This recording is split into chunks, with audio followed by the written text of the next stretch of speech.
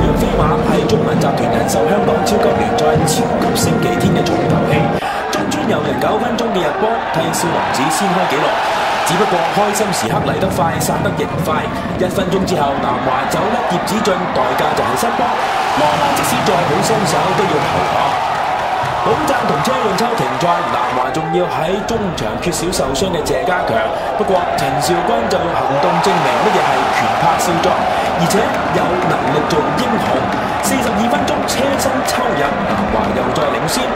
更加重要嘅係2分鐘之後，少林寺進一步將優勢擴大。陳少琪嘅角球，鄧景皇頭槌頂翻轉頭，俾機會中村悠人補中，3-1。好記性嘅大家或者仲記得首循環南華吞太陽飛馬3蛋，不過過去式就係過去式，一切可以用一場波一筆勾銷。換邊之後踢到67分鐘，陳少琪接應艾華嘅傳送，將比分改寫成4-1。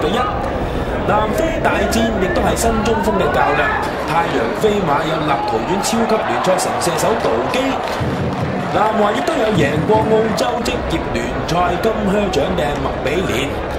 努力揾機會收復失地嘅太陽飛馬，只能夠喺補時階段憑和利亞龍門口補入，但係為時已晚。南華贏4-2，聯賽4對頭之爭變數睇嚟又多咗。